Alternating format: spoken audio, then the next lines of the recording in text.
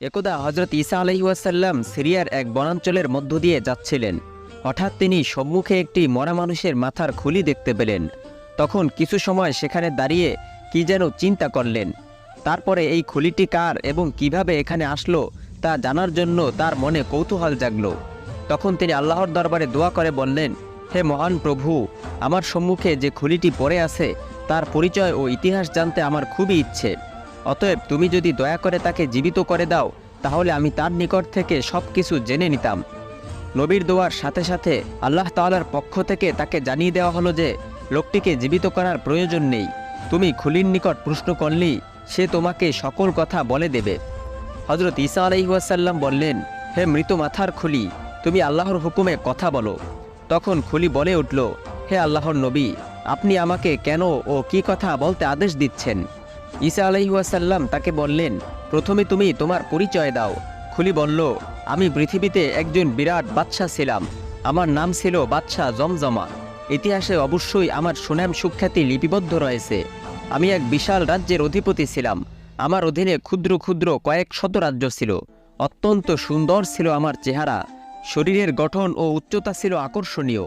ধন সম্পদের দিক দিয়ে আমি ছিলাম অদ্বিতীয় সম্পদশালী। পৃথিবীর প্রায় সমুদয় সম্পদ ছিল আমার নিয়ন্ত্রণাধীন। সুখ সম্ভোগ ছিল আমার জীবনসাথী। আমি যে শুধু ভোগবিলাসে দিন কাটিয়েছি তা নয়, দান খয়রাত, দুস্থদের সেবা, ন্যায় বিচার প্রতিষ্ঠিত করা ও প্রজাসাধারণের সুখ শান্তির জন্য প্রয়োজনীয় ব্যবস্থা গ্রহণ করা ছিল আমার প্রধান ধর্ম। দরিদ্রদের অভাবমোচন ও অনাথদের আশ্রয় প্রদান ছিল আমার জীবনের নেশা। হজরত ঈসা আলাইহিসসালাম খুলির কথা শুনে বললেন, তুমি কোন ধর্মের ছিলে? বর্তমানে তুমি কেমন আছো? খুলি বলল, সে অত্যন্ত দুঃখের কথা। আমি অত্যাধিক ধন সম্পদ ও আরামায়েশের মধ্যে থেকে আল্লাহ তাআলাকে ভুলে গিয়ে মূর্তি পূজায় লিপ্ত ছিলাম।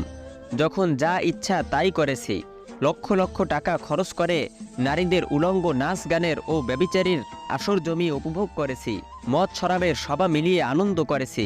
উলঙ্গ নারীদের সাথে পানিতে সাঁতার কেটে সুখ ভোগ করেছি।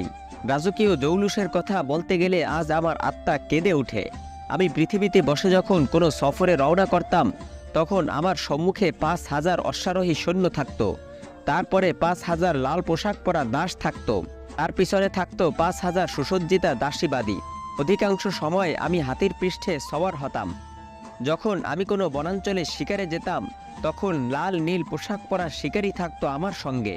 আমি যখন সিংহাসনে বসে রাজকার্য পরিচালনা করতাম তখন পৃথিবীর বিভিন্ন দেশের মানুষ আমার আড়ম্বরপূর্ণ দৃশ্য দেখার জন্য জমায়েত হতো।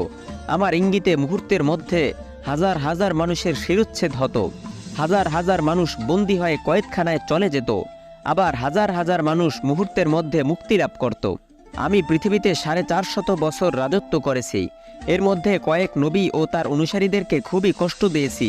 সে কথা মনে উঠলে আমার শরীর শিউরে ওঠে। একজন নবীকে আমি আমার সৈন্য দিয়ে ধরিয়ে এনে মূর্তি পূজা করার জন্য আদেশ দেই। নবী তা প্রত্যাখ্যান করলে আমি তাকে বিভিন্ন রকম শাস্তি দেই। প্রথমে তাকে দৈহিক নির্যাতন করি, পরে তার হাত পা কেটে ফেলি, চক্ষু উঠিয়ে দেই এবং শেষ পর্যন্ত তাকে হত্যা করি। তার অনুসারীদেরকে হাত পা বেঁধে নদীতে ফেলে দেই। আবার কাউকে জ্বলন্ত আগুনে নিক্ষেপ করি। তাদের স্ত্রী পুত্র কন্যাদিগকে জবেহ করি। আর একজন তৌহিদবাদী ধর্মপরায়ণকে আমি দীর্ঘদিন রশি দিয়ে গাছের সাথে ঝুলিয়ে রাখি। এই অবস্থায় সে কয়েকদিন পরে মৃত্যুবরণ করে। তার 2টি কন্যাকে আমি দাসীরূপে ব্যবহার করি। এইভাবে বহু ধর্মপরায়ণ ব্যক্তিদেরকে আমি শাস্তি দিয়ে হত্যা করেছি। আমি শুধুমাত্র এতটুকু করেই ক্ষান্ত থাকিনি।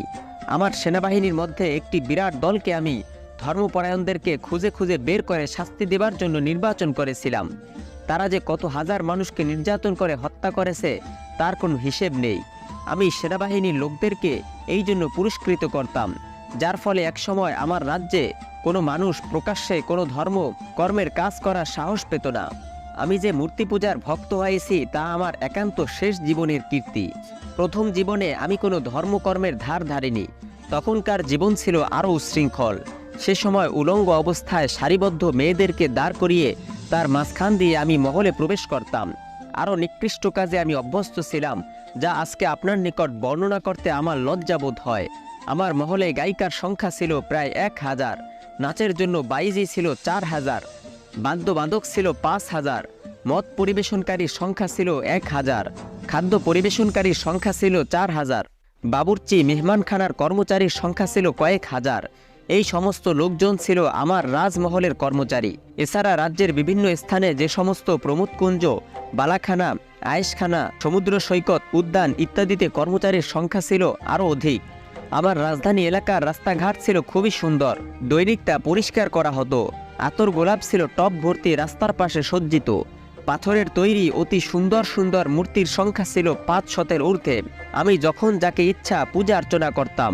প্রত্যেক মূর্তিকে এক এক বিষয় মুক্তিদাতা মনে করে এই কাজ করতাম। আমার সর্বপ্রধান মূর্তির নাম ছিল সূর্যদেবী।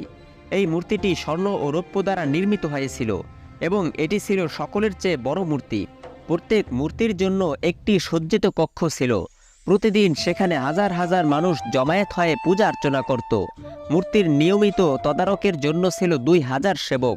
তারা দিবারাত্র মূর্তির তত্ত্বাবধান করত। প্রধান পূজারী হিসেবে ঠাকুরের সংখ্যা ছিল 500। দেশের সমস্ত মানুষের জন্য মূর্তি পূজা ছিল বাধ্যতামূলক। রাজদরবারে বছরে একবার ধর্মীয় উৎসব হতো, বিশাল মেলা বসত। দেশের মানুষের জন্য একবার এখানে এসে পূজা দেয়া ছিল বাধ্যতামূলক। দীর্ঘ 1 মাস যাবৎ এই মেলার অনুষ্ঠান বজায় থাকত। প্রিয় সুধী, হজরত ঈসা আলাইহিসসালাম ও জমজমার মাথার খুলির বাকি ঘটনা জানতে আমাদের পরবর্তী ভিডিও দেখার অনুরোধ রইল। আজ এ পর্যন্তই। আমাদের চ্যানেলে নতুন হয়ে থাকলে সাবস্ক্রাইব করুন। ভিডিওটি ভালো লাগলে লাইক, কমেন্ট ও শেয়ার করে অন্যদের দেখার সুযোগ করে দিন। আসসালামু আলাইকুম রহমতুল্লাহ।